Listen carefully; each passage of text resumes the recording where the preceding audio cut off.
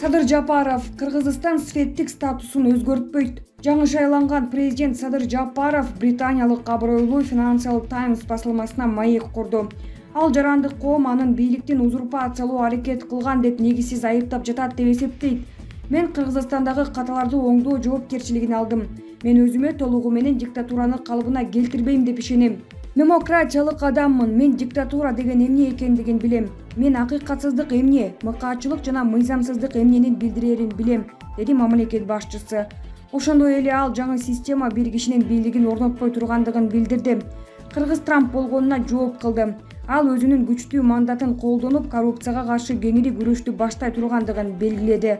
Анын айтымында долбоору даярдалып, бирок парламентке сунуштала элек жаңы конституцияда президенттин мөөнөтү 6-дан 5 жылга чейин өзгөртүлүп, бир кишинин мөөнөтү 2-ге чейин көбөйтүлгөн.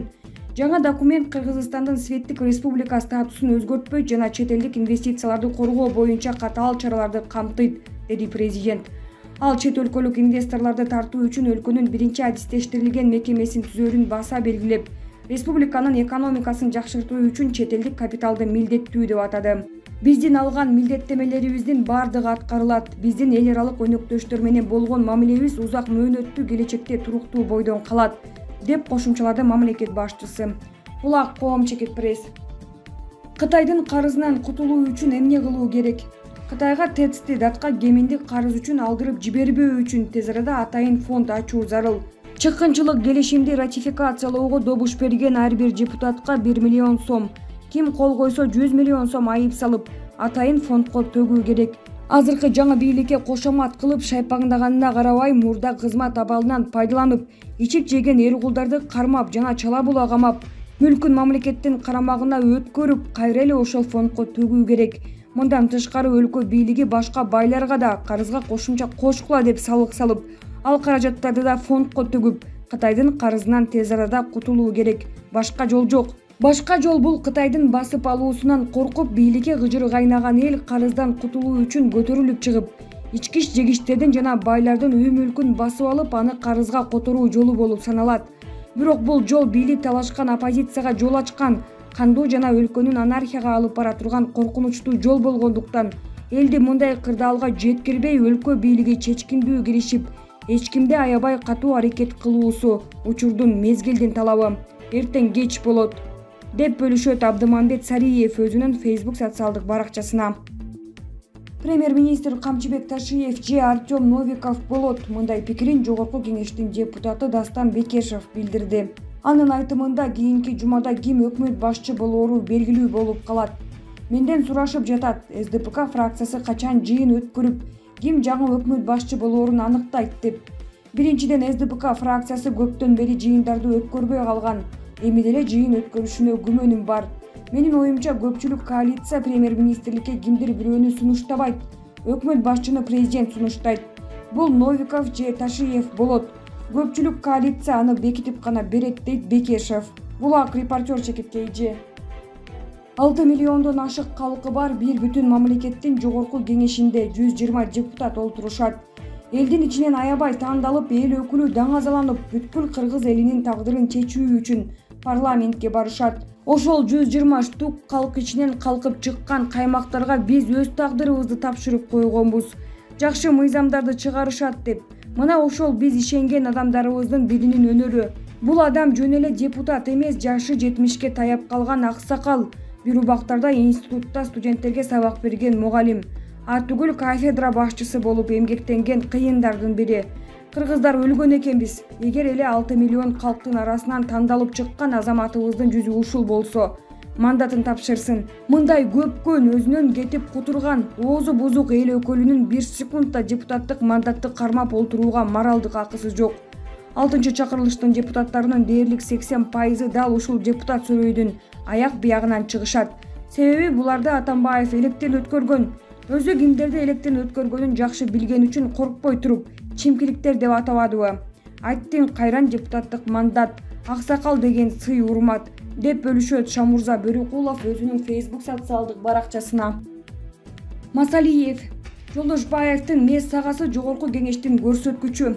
Жосунсуз жоругу менен 2 күндөн бери талкууга түшкөн Жогорку Кеңештин депутаты Камчыбек Жолдошбаев тууралуу Исхак Масалиев да пикирин билдирди.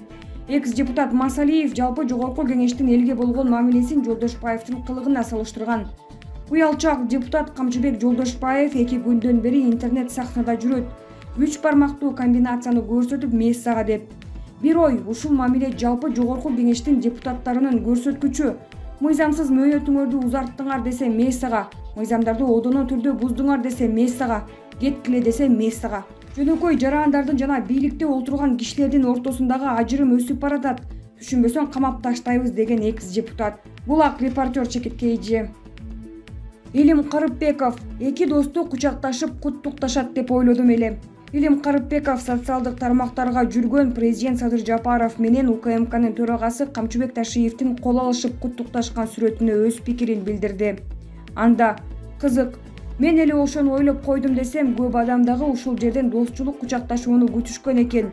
Мен дагы эркекче, достчо кучакташып коюшса жагымдуу. Кайсы бир деңгээлде узак, оңой эмес жолдун бир чоң этабын аягы.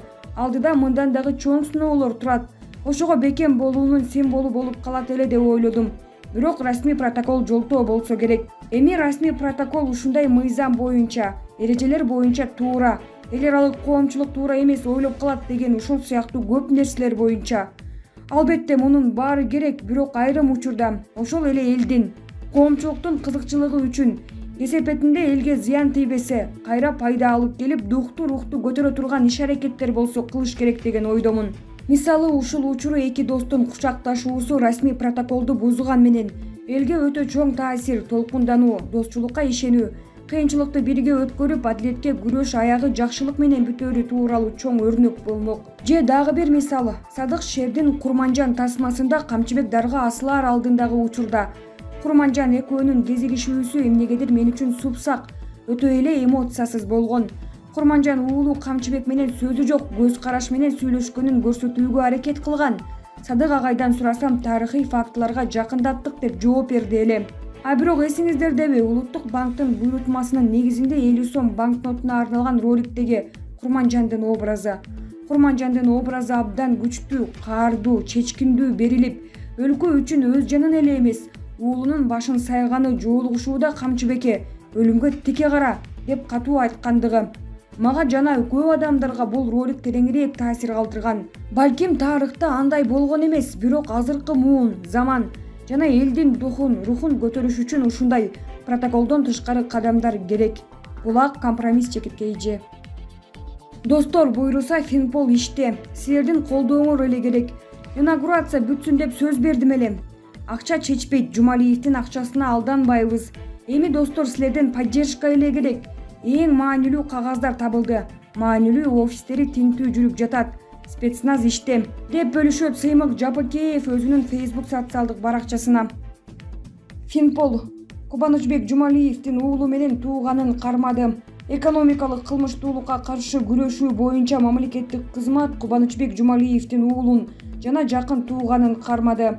Бул тууралуу аталган мекеменин басма сөз кызматы кабарлады.